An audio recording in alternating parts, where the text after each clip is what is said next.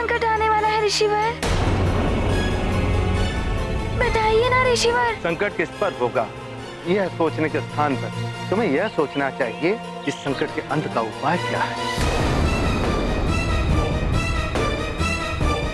हनुमान, इस जम्बू द्वीप में स्थित भारतवर्ष की भूमि पर अनेक ऐसे देवस्थान हैं जो तीर्थों के रूप में स्थित हैं, जिनके पूर्ण प्रताप से बड़ी बड़ी आदि व्याधियां ही नहीं, आसन्न मृत्यु भी टल जाती है। ऐसा ही एक तीर्थ स्थल है मृकंडू तीर्थ, जहां मृत्युंजय महादेव ज्योतिर्लिंग के रूप में साक्षात वास करते हैं। वहां सब परिवार जाकर उनके दर्शन एवं पूजन करने से तुम्हारे परिवार पर आया हुआ यह संकट टल सकता है पुत्र। अच्छा, तो ऐसा प्रताप है उस ज्योतिर्लिंग के दर्शन और पूजन में? हाँ हनुमान, असाध्य रोग, आदि व्याधि, अकाल मृत्यु, हर प्रकार के संकट हर लेते हैं मृत्युंजय महादेव।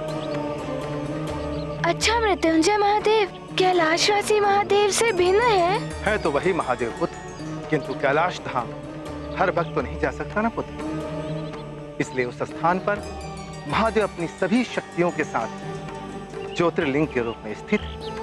इसी प्रकार अनेक देवी देवता विभिन्न स्थानों पर किसी न किसी लीला के द्वारा अपने अपने अंश के रूप में भक्तों के कल्याण के लिए स्थित हुए। तो क्या उस स्थान पर भी भगवान शिव जी की लीला हुई थी? हाँ पुत्र, उनका ये मृत्युंजय महादेव नाम एक बालक के कारण पड़ा। एक बालक के कारण? एक बालक?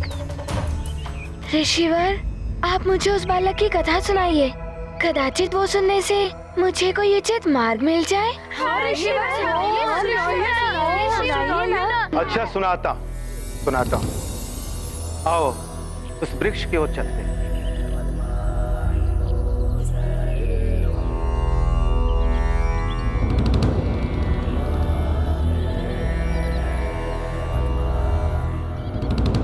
बालक, आदि काल में एक बहुत बड़े तेजस्वी ऋषि थे मृकंडू। उनकी कोई संतान नहीं। एक समय की बात है, जब वे अपनी कुटिया के प्रांगण में ध्यान लगाए हुए बैठे थे तो उनकी पत्नी मरुदमती पौधों को जल दे रही। जहां ऋषि पत्नी पौधों को पानी दे रही थी, वहीं कुछ बालक क्रीड़ा कर रहे थे, जिन्हें देखकर ऋषि पत्नी को अपनी संतानहीनता का दुख होने लगा। अरे यहाँ दो।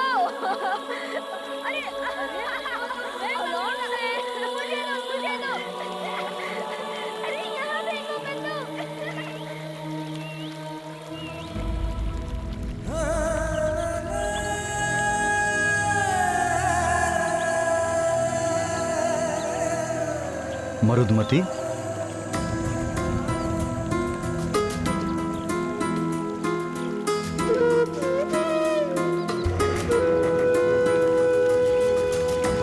मरुदमती, क्या हुआ प्रिय?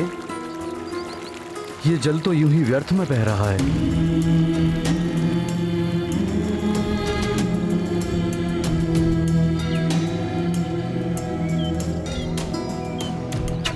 तुम्हारी पीड़ा मैं समझ सकता हूं मरुदमती।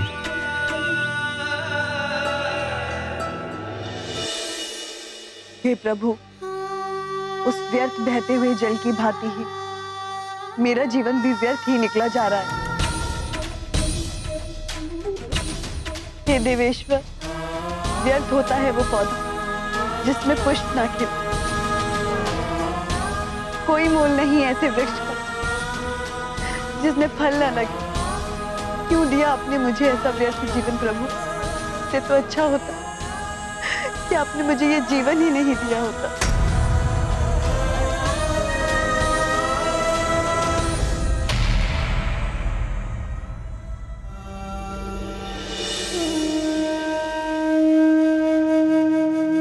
मरुदमती, उठो प्रिय।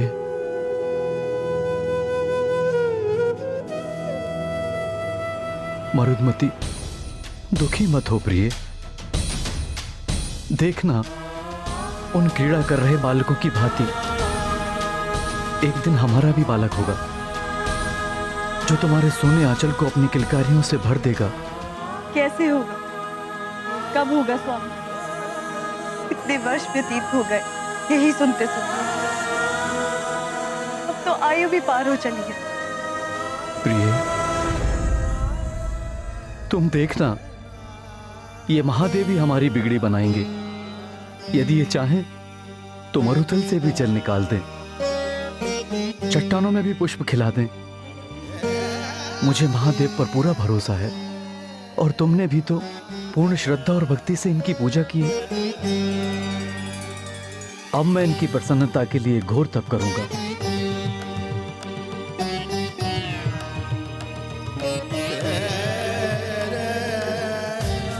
ये भोलेनाथ अवश्य ही अपने प्रसाद से तुम्हारा आंचल भर देंगे।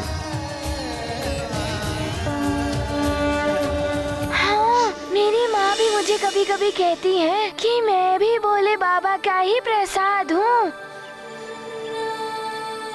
और फिर क्या हुआ? क्या भोले बाबा ने उन्हें संतान का वरदान दिया? हनुमान, तुम्हारे भोले बाबा तो सबकी मनोकामना पूर्ण करते हैं। उन्होंने ऋषि मृकंडू को भी वरदान दिया, किंतु वरदान सहजता से नहीं मिलता। उसके लिए उन्होंने वर्षों तक कठिन तपस्या की, वो भी बहती हुई झील में एक पांव पर खड़े रहकर। एक पांव पर? हाँ, वर्षा, धूप, शीत, कुछ भी हो, उनकी तपस्या अनवरत चलती रही।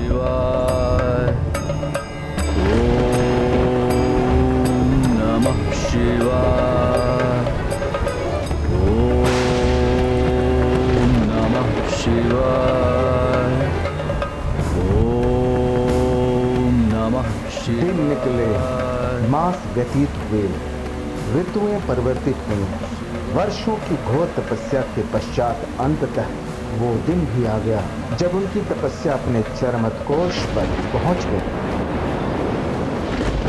ओम नमः शिवाय, ओम नमः शिवाय, ओम नमः शिवाय। नेत्र खोलिए ऋषिवर मृकंडू।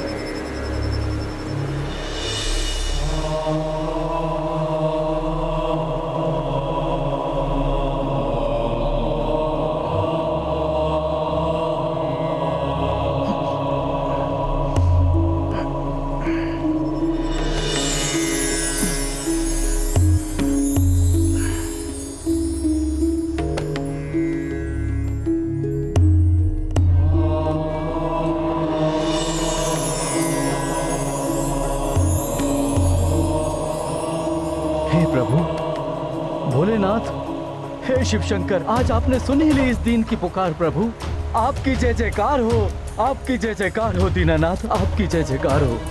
ऋषिवर मृकंडू, आपकी तपस्या सफल हुई। कहिए, क्या अभिलाषा है? हे देवेश्वर, आप तो अंतर्यामी हैं प्रभु, आप तो सबके हृदय में वास करते हैं, आपसे कुछ भी नहीं छिपा है प्रभु। किंतु इच्छित वर तो आपको प्रकट करना ही होगा ऋषिवर।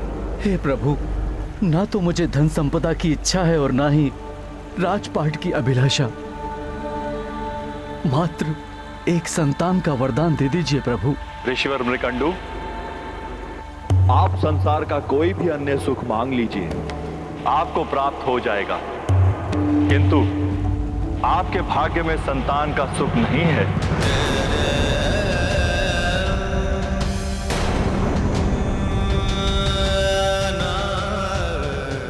आप तो सर्वसमर्थ हैं प्रभु, किंतु यदि भाग्य की ही बात है तो उसे अपने कर्म और तपस्या से परिवर्तित किया जा सकता है प्रभु। मैं और घोर तप करूंगा भगवान, मुझे तपोफल के रूप में मात्र संतान की अभिलाषा है। आपको और तपस्या करने की आवश्यकता नहीं है, आप तपोफल के अधिकारी हैं। मैं आपको पुत्र प्राप्ति का वरदान भी दूंगा। किंतु किंतु क्या प्रभु? ऋषिवर, आपको दीर्घायु पुत्र एवं तेजस्वी पुत्र में से एक विकल्प का चुनाव करना होगा। दीर्घायु पुत्र चुनेंगे तो वो कदाचित तेजहीन हो, दुर्बल हो। तेजस्वी पुत्र चुनेंगे तो उसकी आयु कम होगी। अच्छा, फिर क्या चुना ऋषिवर मृकंडू ने? दीर्घायु पुत्र या तेजस्वी पुत्र? अच्छा, तुम सब बताओ, उन्होंने क्या चुना होगा?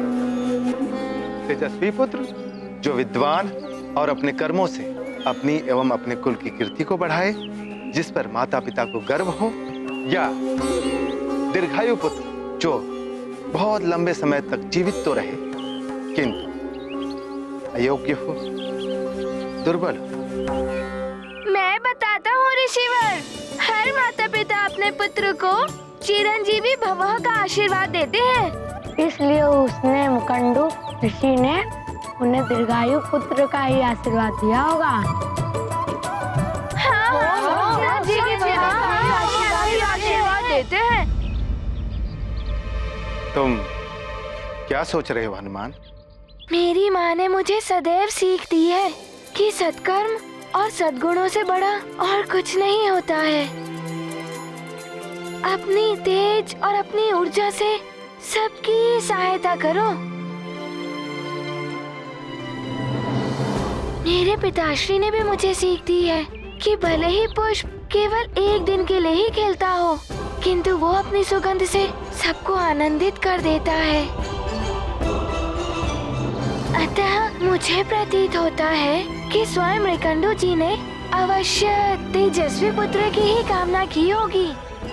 हनुमान, तुम्हारा कथन सत्य है। ऋषि मृकंडू ने भी गहरे विचार और मंथन के पश्चात यही विकल्प चुना था। प्रभु, तेजस्विता की आयु अनंत होती है। पुत्र यदि तेजस्वी होगा तो अल्प जीवन में ही उन्नति के चरम को स्पर्श कर लेगा। अपनी कीर्ति से जगत के लिए स्मरणीय बन जाएगा। प्रभु, दीर्घायु पुत्र यदि तेजहीन है तो उसका जीवन व्यर्थ है। प्रभु, उसके जीवन काल में ही जगत उसे विस्मृत कर देगा। हे प्रभु, मुझे तेजस्वी पुत्र की ही कामना है। तथास्तु। हाँ, तेजस्विता ही सार्थक होती है। मैं भी अपने माता पिता का तेजस्वी पुत्र बनूंगा। मैं भी बनूंगा, मैं भी बनूंगा, मैं भी बनूंगा। तुम सब अपने माता पिता के तेजस्वी पुत्र बनना, किंतु पहले पूरी कथा तो सुन लो मित्रों।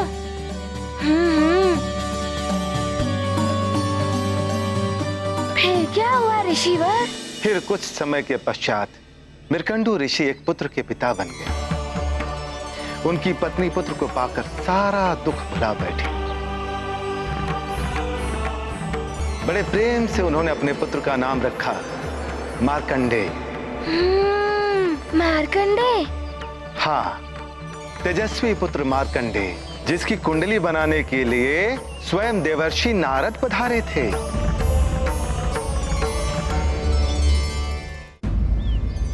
बालक मार्कंडेय, तुम बहुत भाग्यवान हो। स्वयं देवर्षि तुम्हारी कुंडली बना रहे हैं।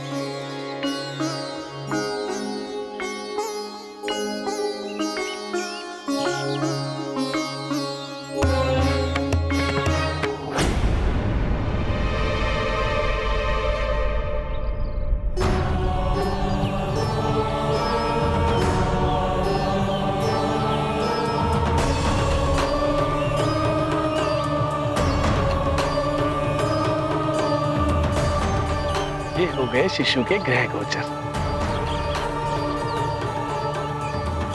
नारायण नारायण।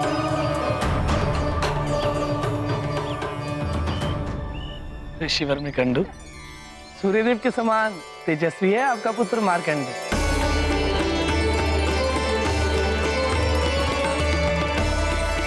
कार्तिक मुनियों की भांति ही विद्वान होगा ही।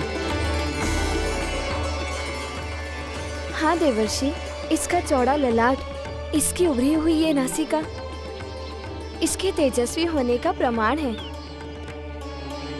ईश्वर इसे दीर्घायु प्रदान करे।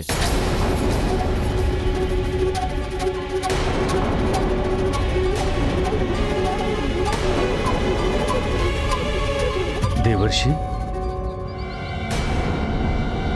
आपके मस्तक पर यह चिंता की रेखाएं? सूर्य को अनायास ही ग्रहण लग जाए तो चिंता तो होती है ऋषिवर। कुंडली के अनुसार मार्कंडे अल्पायु का बालक है। अल्पायु? ठीक से देखिए देवशी, कहीं आपकी गणना में कोई त्रुटि? कोई त्रुटि नहीं है देवी। मार्कंडे की आयु मात्र 10 वर्ष की है।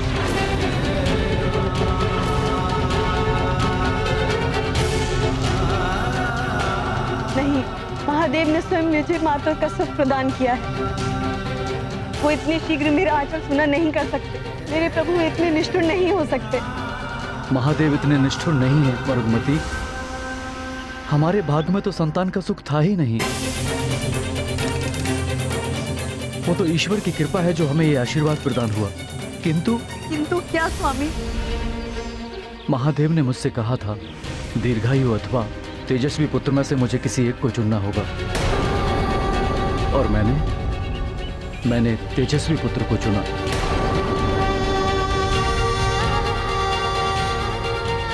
किंतु मुझे यह ज्ञात नहीं था कि आयु इतनी अधिक अल्प होगी। मात्र 10 वर्ष। मात्र 10 वर्ष? एक एक दिन गिनते हुए बिताने होंगे ये 10 वर्ष। माता के सुख के साथ हर क्षण अपने पुत्र से बिछड़ने का आभास।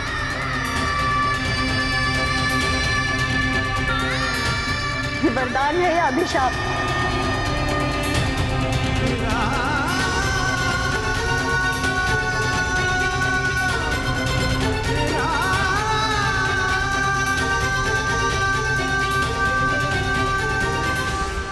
ये कैसा वरदान हुआ ऋषिवर? इतनी अल्प आयु, मात्र 10 वर्ष। 10 वर्ष तो बाल्यावस्था में ही निकल जाते हैं। 10 वर्ष की अल्पायु में कोई कैसे हो सकता है तेजस्वी बालक? क्या सेवा कर पाए होंगे वो अपने माता पिता की? बालकों, मार्कंडे वास्तव में ही बहुत तेजस्वी बालक था। 3 से 5 वर्ष की आयु में उसने अपने पिता से समस्त वेद पुराणों का ज्ञान प्राप्त कर लिया था। माता के आंचल का सुनापन मिट गया था। पिता को भी एक ध्येय मिल गया था। उनके जीवन को जैसे एक नई दिशा मिल गई थी एक बालक के आने से।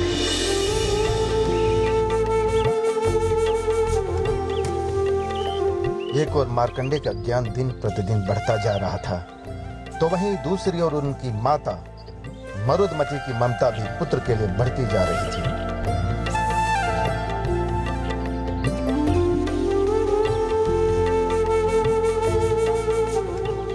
मन और पवन खिल उठे थे ऋषि मृकंडू और उनकी पत्नी के। 5 वर्ष का मार्कंडे अपने माता पिता की सेवा में लगा हुआ था।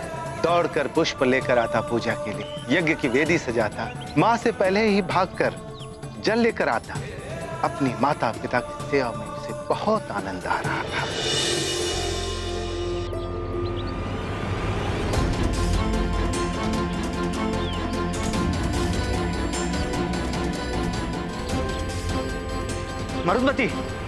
मरुदमती शीघ्र बाहर आइए।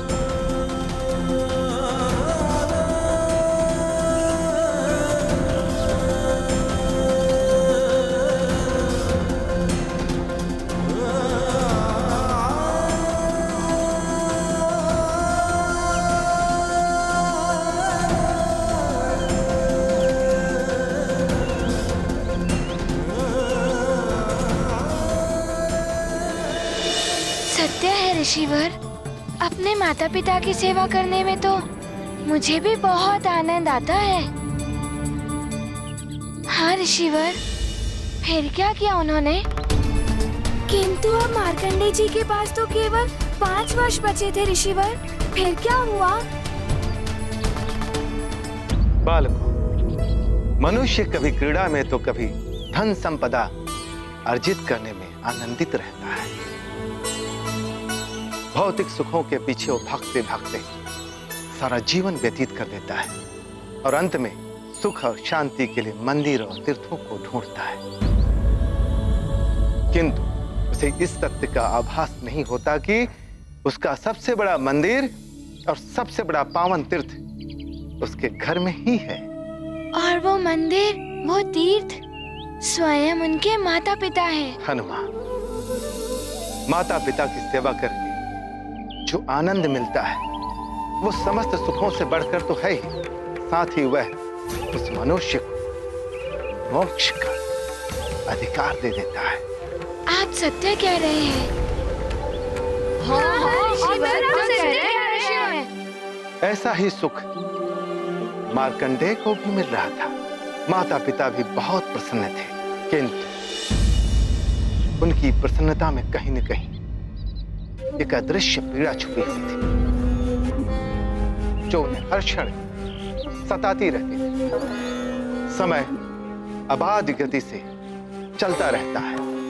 मार्कंडेय के आयु के 10 वर्ष पूरे होने को थे। हाँ ऋषिवर, फिर क्या किया उन्होंने?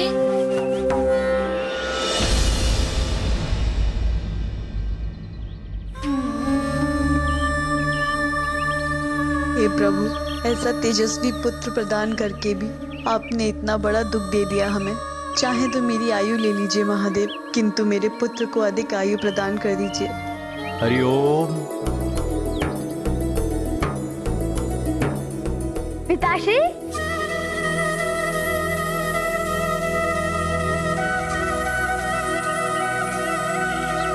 प्रणाम पिताश्री। कल्याण हो। लाइए पिताश्री, ये मुझे दीजिए। यहीं पर रुकिए, मैं अभी आया।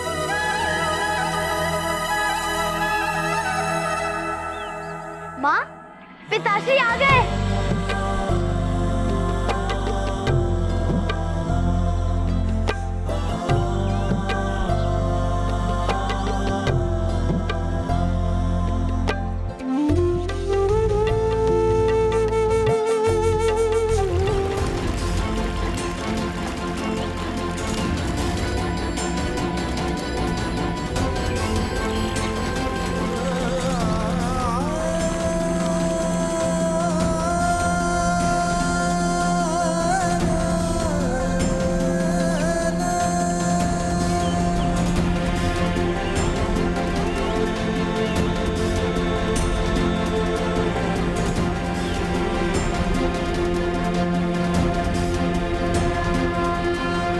आप तो अगस्त ऋषि के आश्रम जाने वाले थे स्वामी, फिर इतनी शीघ्र कैसे लौट आए?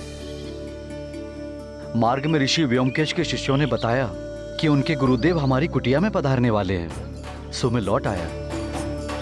उनके स्वागत की व्यवस्था करनी है, वो कुछ समय में ही आने वाले हैं। ये तो सौभाग्य है हमारा कि स्वयं ऋषि व्योमकेश हमारी कुटिया को पवित्र कर देंगे। मैं अभी फलाहार की व्यवस्था करती हूँ। हाँ, मैं अभी उपवन से जाकर उनके लिए मीठे मीठे फल तोड़कर लाता हूँ। ये उत्तम संस्कार आप जैसे ऋषि ही दे सकते हैं।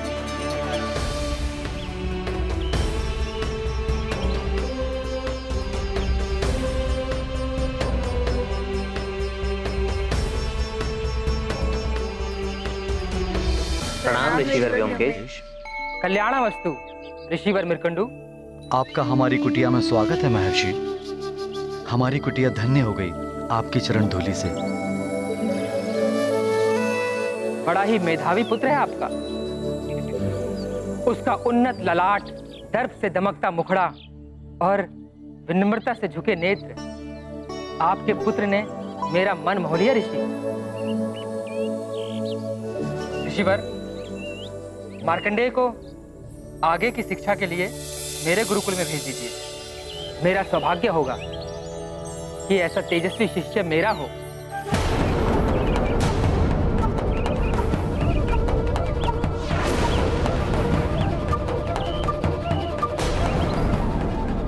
ऋषिवर मृकंडू, देवी, क्या हुआ? कहीं मैंने कुछ अनुचित कह दिया क्या? ऋषिवर, पहले आप पधारिए। पहले आप दोनों मुझे अपनी चिंता का कारण बताइए।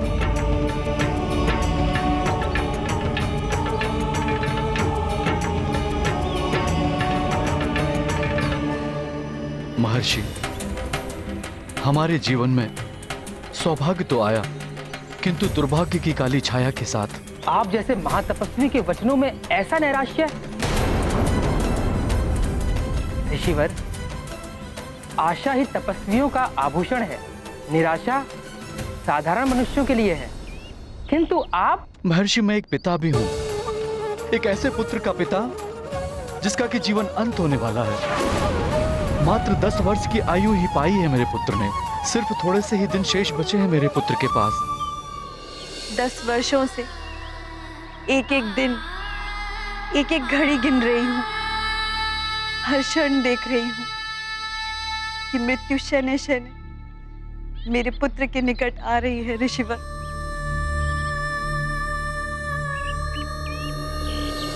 कैसी दारुण स्थिति है ऋषिवर।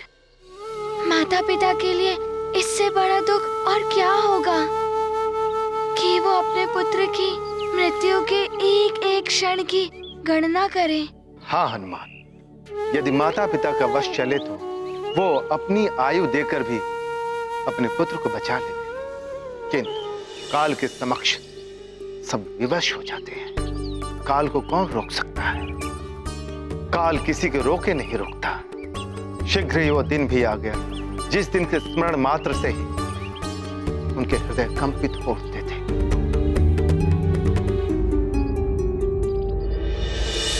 हे प्रभु, ये कैसी विडंबना है। आपका वरदान अभिशाप की भांति प्रताड़ना दे रहा है।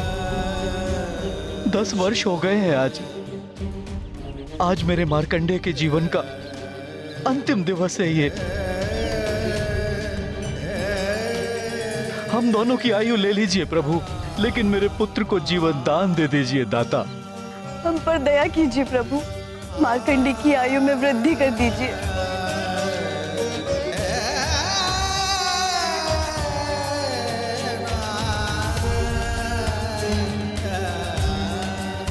माँ, पिताश्री।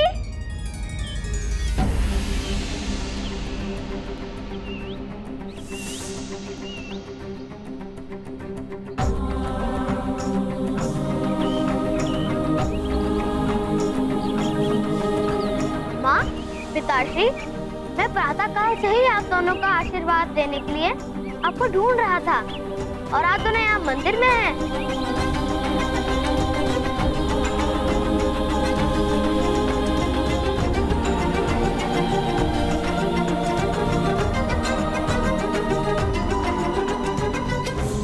आशीर्वाद दीजिए। आज आपका पुत्र 10 वर्ष का हो गया है।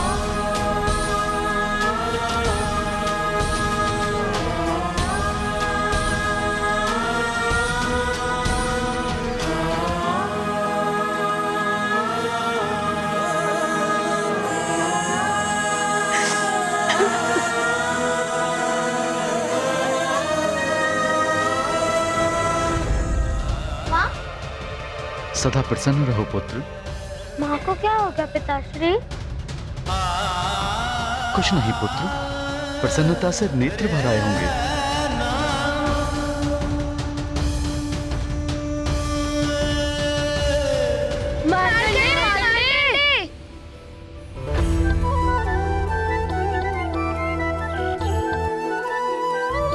क्या हुआ मित्रों?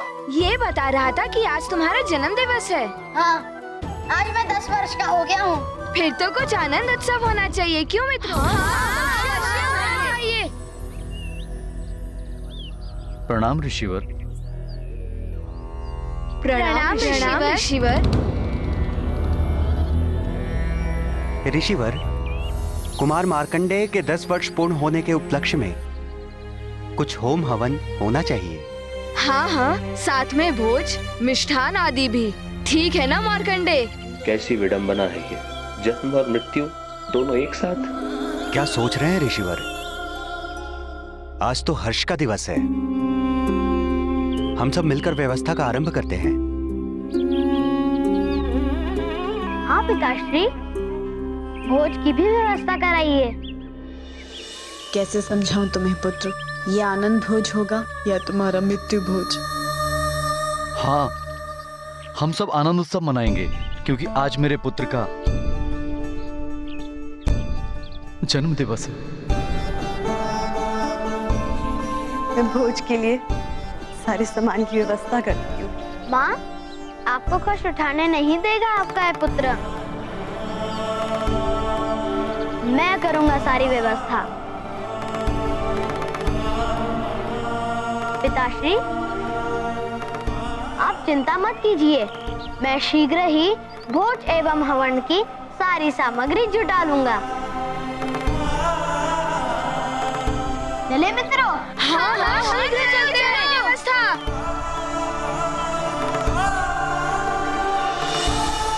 ऋषिवर, मार्कंडेय जी के उत्साह को देखकर तो प्रतीत होता है कि उन्हें तो ज्ञात ही नहीं है कि उनकी आयु अब समाप्त होने वाली है। हाँ हनुमान, यदि मनुष्य को अपनी आयु की अल्पता का आभास हो जाए तो उसका शेष जीवन भी दुखमय हो जाता है। इसलिए मार्कंडेय के माता पिता ने उसे इस विषय में कुछ भी नहीं बताया। किंतु हनुमान, सत्य कभी छुपता नहीं है। क्षमा कीजिए ऋषिवर, हमें यह ज्ञात नहीं था कि आज मार्कंडेय के जीवन का अंतिम दिवस है। मैं कैसे अपने पुत्र को अपने नेत्रों के समक्ष अंतिम श्वास लेते हुए देख सकती हूँ? कोई तो उपाय होगा मेरे पुत्र के जीवन की रक्षा का।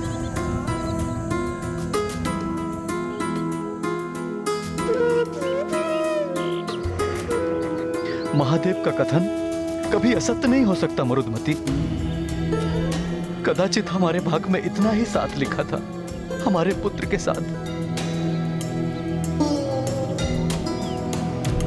मेरा भोला भाला मार्कंडेय तो अपने जन्म दिवस का उत्सव मनाने की व्यवस्था करने में लगा है।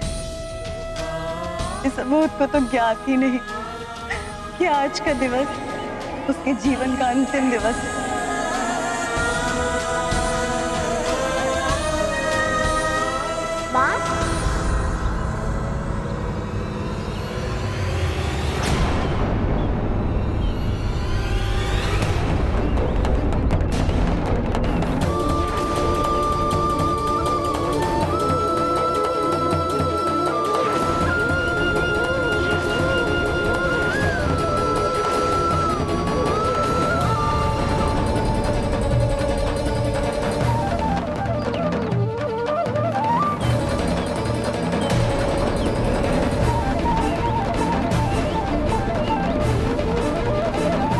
माँ,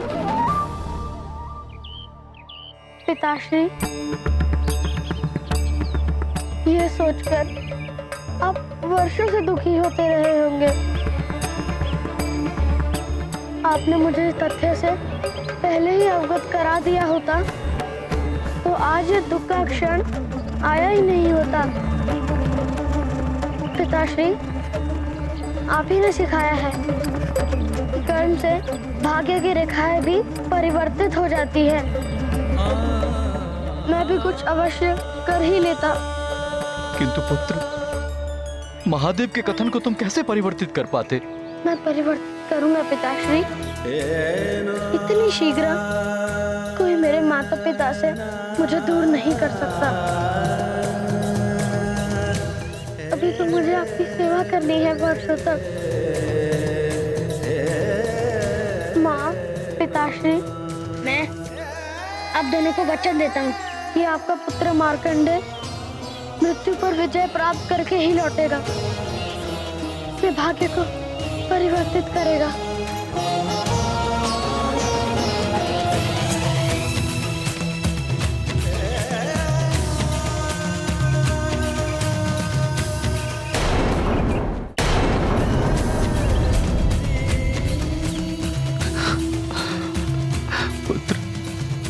पुत्र मार्कंडेय,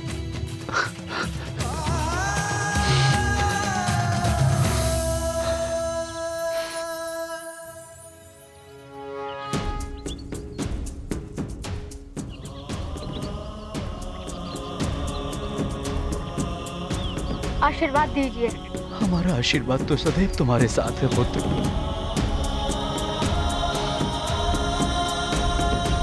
मैं शीघ्र लौटूंगा माँ।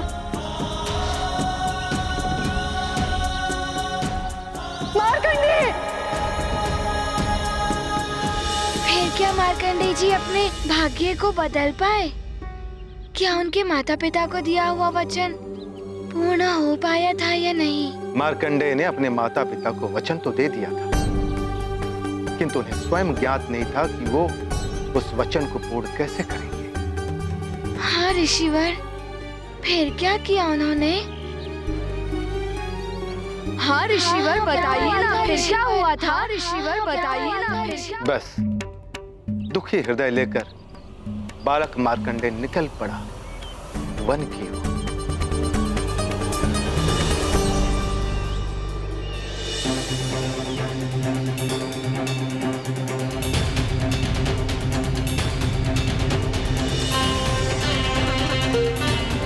मैं माता पिता को दुखी नहीं देख सकता। क्या करूं मैं? हे महादेव, आप ही ने मुझे ये जन्म दिया है। अब आप ही मुझे कोई मार्ग दिखाइए। श्रीमन नारायण नारायण हरे हरि, श्रीमन नारायण नारायण हरे हरि, श्रीमन नारायण नारायण हरे। देवर्षि नारद, रुकिए। चरण वंदन देवर्षि।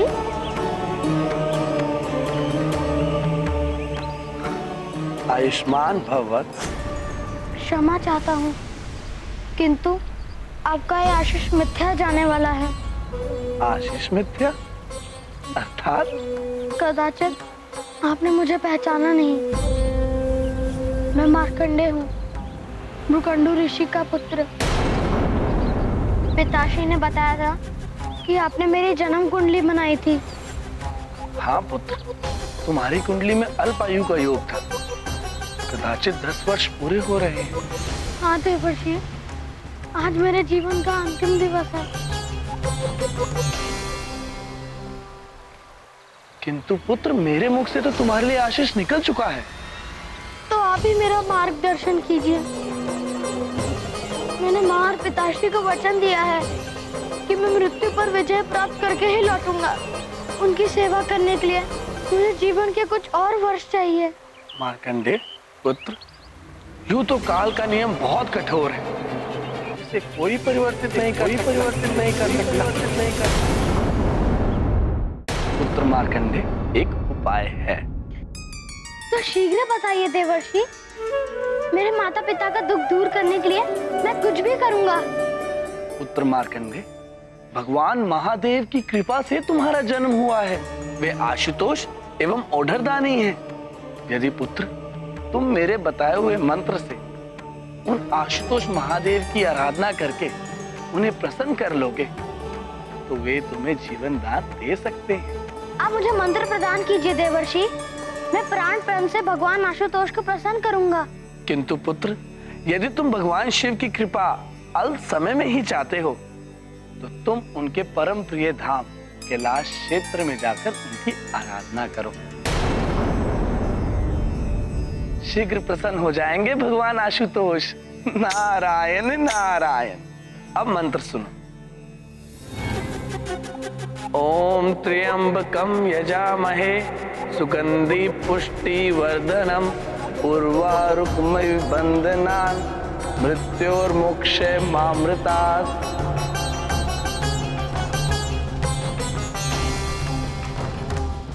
मैं अभी केदार क्षेत्र में जाकर शिव जी की आराधना आरंभ करूंगा। मैं प्राण प्रण से भगवान आशुतोष को प्रसन्न करूंगा। मुझे आशीर्वाद दे देवर्षि। मेरा आशीर्वाद सदैव तुम्हारे साथ है पुत्र। कल्याण हो। मंत्र स्मरण रखना। नारायण नारायण। किंतु ऋषिवर, देवर्षि नारद जी ने जो मार्कंडेय जी को मंत्र दिया था, इस महामृत्युंजय मंत्र में ऐसा क्या है कि देवर्षि नारद ने मार्कंडेय जी को यही मंत्र दिया?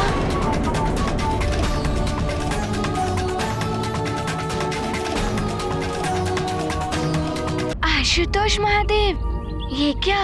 ये भोले बाबा का ही रूप है। हनुमान, तुम्हारे भोले बाबा आशुतोष हैं, औढ़र दानी है। आशुतोष का अर्थ है अति शीघ्र संतुष्ट होने वाले। हाँ, मेरी माँ ने भी मुझे ये कहा था कि महादेव जी को मात्र बेलपत्र चढ़ा दिया जाए तो वे बहुत प्रसन्न हो जाते हैं, किंतु औढ़रदानी अर्थात? औढ़रदानी का अर्थ है दोनों हाथों से सब कुछ प्रदान करने वाला, अर्थात भगवान शिव अपने जिस भक्त पर प्रसन्न हो जाते हैं उसे समस्त ऐश्वर्य एवं शक्तियां प्रदान कर देते हैं। किंतु ऋषिवर, देवर्षि नारद जी ने जो मार्कंडेय जी को मंत्र दिया था, इस महामृत्युंजय मंत्र में ऐसा क्या है? हनुमान, मृत्युंजय का अर्थ ही है मृत्यु पर विजय दिलाने वाला।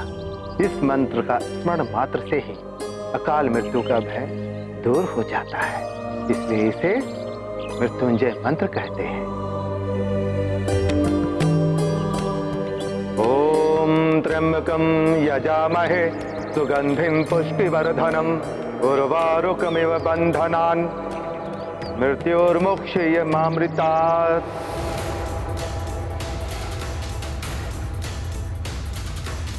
मृत्यु पर विजय, ये तो सर्वश्रेष्ठ मंत्र होगा।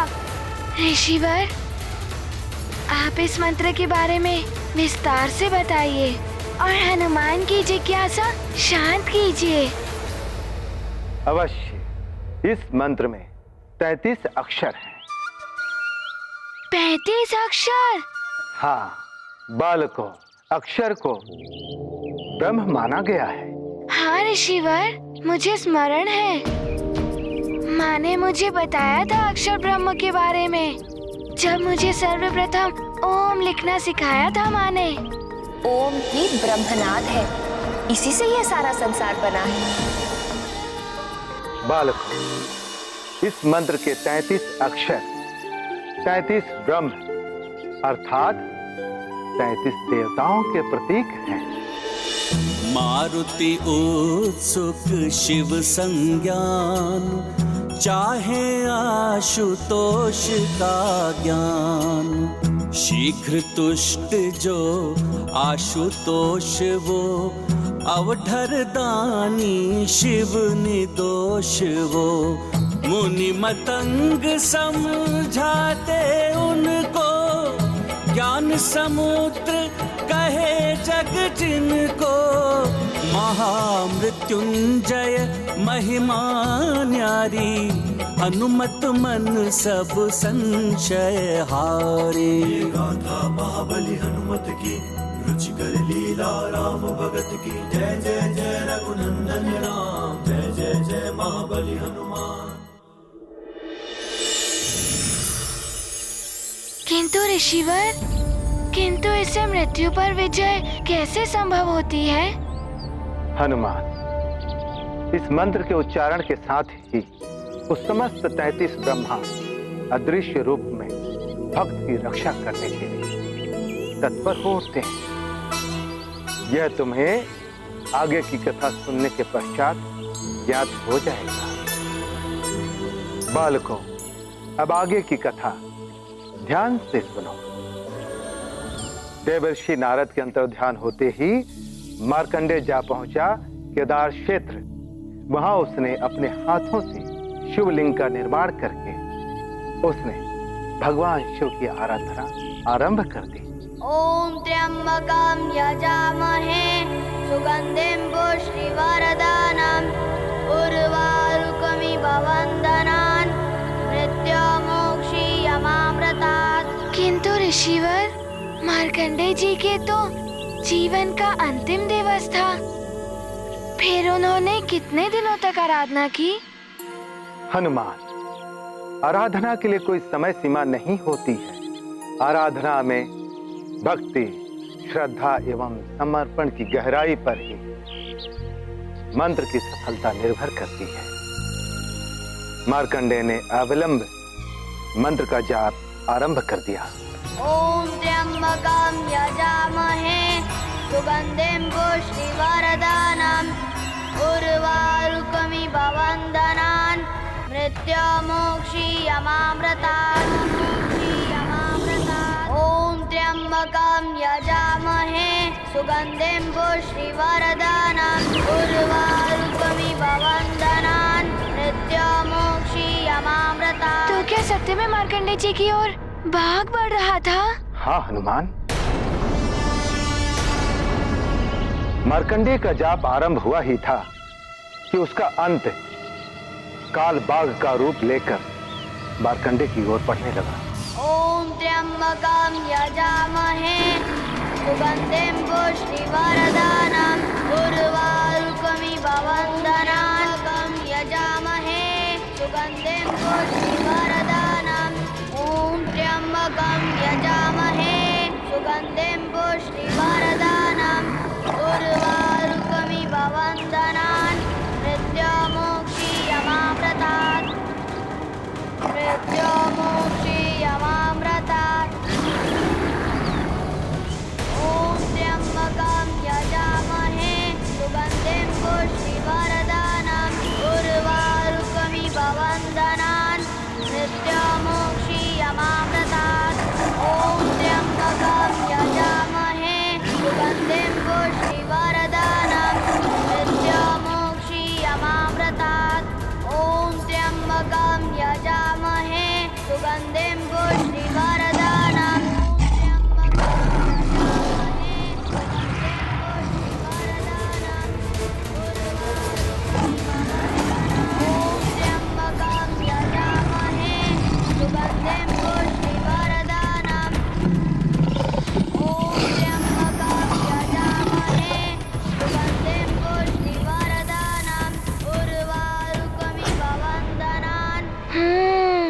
देवी माँ का वाहन है सिंह। उन्होंने ही रक्षा की होगी मार्कंडेय जी की। जब भक्त पूर्ण श्रद्धा और भक्ति के साथ तप में लीन होता है तो प्रकृति भी उसकी रक्षा करने के लिए तत्पर हो उठती है। प्रकृति को भी देवी माँ का ही रूप माना जाता है। कालवाग्र के जाने से मार्कंडेय जी की मृत्यु भी टल गई होगी ना ऋषिवर? हनुमान, काल का विधान अटल और कठोर है जो कभी परिवर्तित नहीं होता। नियम तोड़ने का दंड हनुमान को मिलना ही चाहिए। मैं हनुमान को दंड देकर ही रहूंगा। नियम है तो यम है। यदि कालदेव अपने नियम पर अटल रहे तो मार्कंडेय जी को नया जीवन दान कैसे मिल सकता था? बड़ी ही विकट स्थिति उत्पन्न हो गई होगी ना? हाँ हनुमान, विधान ही काल की पहचान है।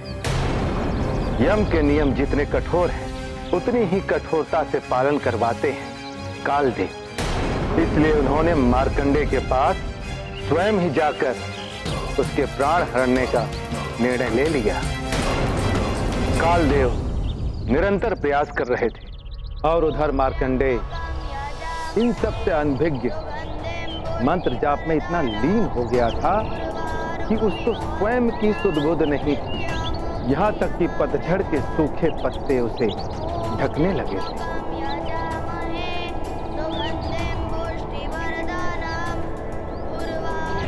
मार्कंडेय, मार्कंडेय,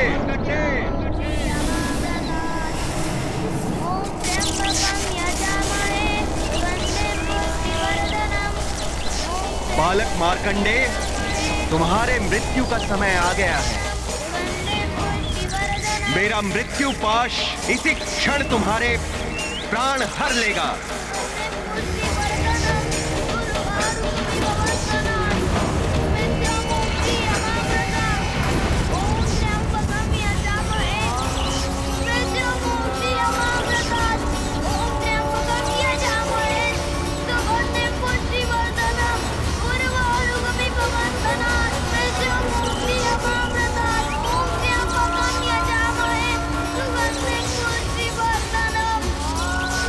ये तो उचित किया मार्कंडेय जी ने कि उन्होंने शिवलिंग को पकड़ लिया। एक प्रकार से भोले बाबा के शरण में चले गए होंगे वो। हाँ हनुमान, उन्हें मंत्र की शक्ति और भगवान शिव पर पूर्ण विश्वास था।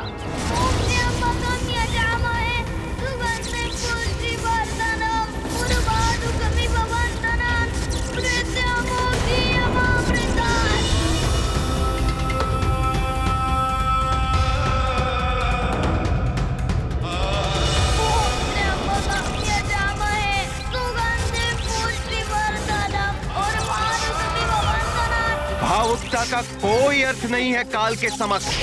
सर्वोपरि है काल के नियम। नियम है तो यम है।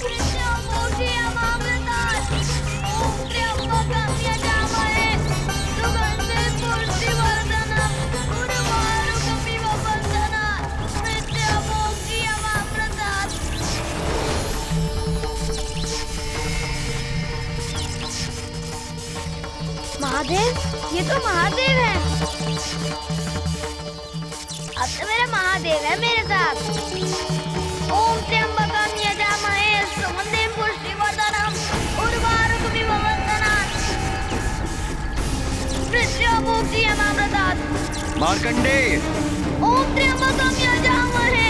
महादेव भी नहीं बचा पाएंगे तुम्हारे प्राण आज मुझसे। उर्वारुकमिव बन्धनात् मृत्युमुक्षीयमामृतात्। उर्वारुकमिव बन्धनात् मृत्युमुक्षीयमामृतात्।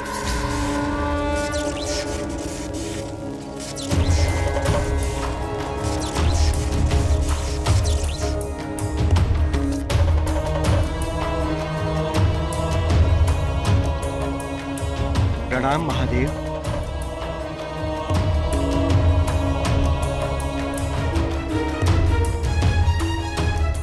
महादेव,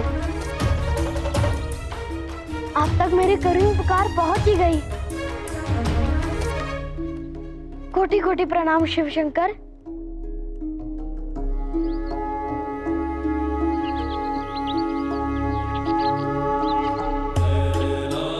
मार्कंडे, तुम्हारी निष्ठा और मातृ पितृ भक्ति ने प्रसन्न कर दिया है मुझे।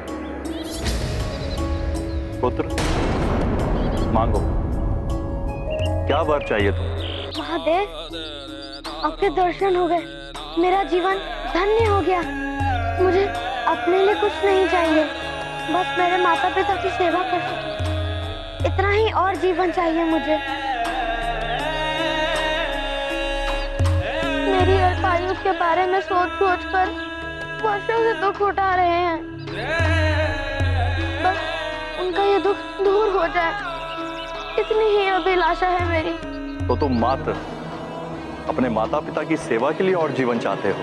मेरा परम उद्देश्य तो मेरे माता पिता की सेवा है, किंतु मैं लोक कल्याण के लिए भी अपना जीवन समर्पित करने के लिए तैयार हूँ। अच्छा, तो ये बताओ, तुम्हारी दृष्टि में लोक कल्याण क्या है? समाज में सद्विचार, सद्गुण, सधर्म, सत्कर्म और सत्य वचन का प्रचार एवं प्रसार करना, इनके प्रति जन साधारण को जागरूक करना ही लोक कल्याण है।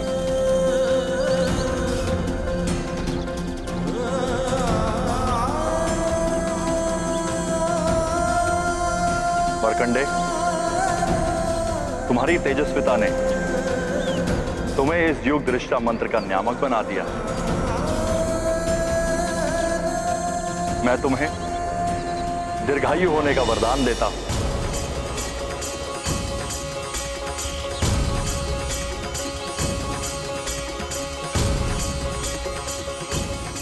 चिरंजीवी भव।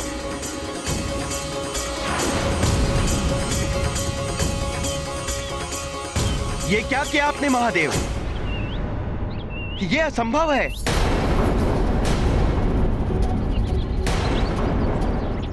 इस बालक की आयु पूर्ण हो चुकी है। इसके प्राण मैं अपने साथ ले जाने आया हूं। कालदेव, ये संसार कर्म प्रधान है। कर्म से मनुष्य अपने भाग्य को भी परिवर्तित कर सकता है। मार्कंडे ने भी अपने कर्म से अपनी मृत्यु को टाल दिया है, इसलिए अब आप भी अपने धाम को लौट जाइए।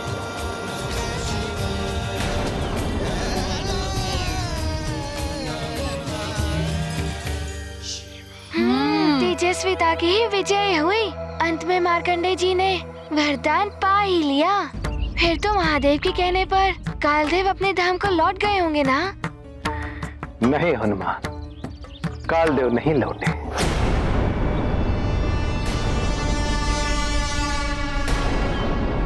आश्चर्य है, सृष्टि के सूत्रधार त्रिदेवों में से एक महादेव के कहने पर कालदेव नहीं माने।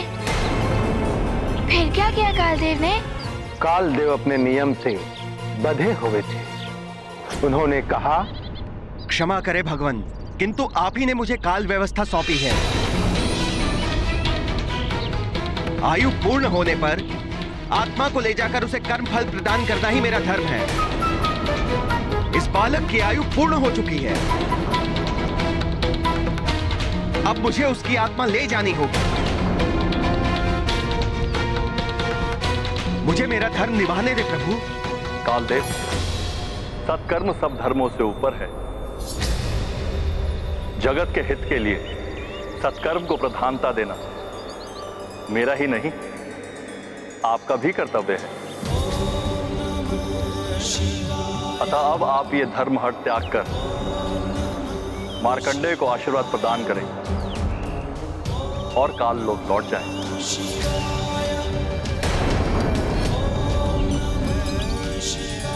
किंतु इससे काल के नियम भंग हो जाएंगे महादेव। तो आप निभाइए अपना धर्म। मैंने भी जगत हित का धर्म निभाते हुए इसे चिरंजीवी होने का वरदान दे दिया। मैं आपके और इस बालक के मध्य खड़ा हूं। आपको मेरा सामना करना पड़ेगा कालदेव।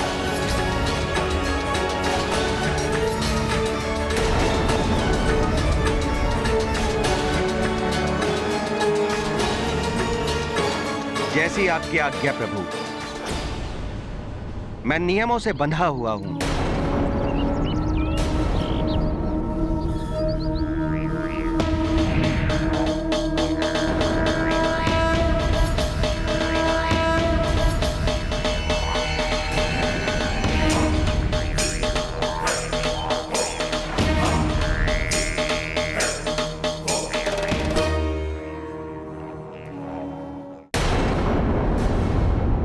वायु के टकराने से पर्वत नहीं हिलते, ये बोध है मुझे। किंतु मैं अपना धर्म नहीं त्याग सकता, चाहे मेरा नाश हो जाए। मुझे क्षमा कीजिए महादेव, ये विवशता है मेरी।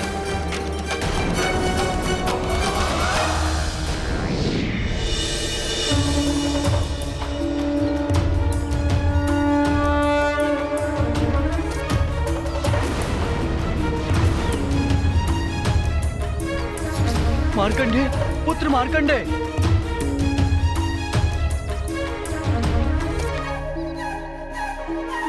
प्रणाम महादेव।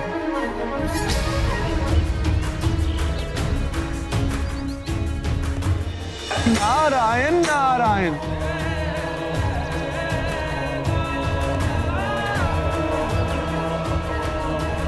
मुझे भी इस बालक की भक्ति और तेजस्विता ने विवश कर दिया है कालदेव। आप करिए प्रहार। अर्थात कालदेव अपने धर्म पर अड़े रहे। हाँ हनुमान, मनुष्य को कभी धर्म के लिए हठ नहीं करना चाहिए। धर्म का हठ विडंबनाओं और विवादों को जन्म देता है। इस महाटकराव की भीषणता का आभास सबको था, इसलिए इसे रोकने के लिए सभी देवता महादेव और कालदेव से गुहार लगाने के लिए पहुंच गए। किंतु कालदेव नहीं मान रहे थे, अतः मार्कंडेय स्वयं उनके बीच पहुंच गए। महादेव, क्षमा करें। मैं तो माता पिता की सेवा एवं जगत कल्याण के लिए आयु प्राप्त करना चाहता था, किंतु यदि मेरी आयु जगत के विनाश का कारण बनने लगे तो मुझे ऐसी आयु नहीं चाहिए।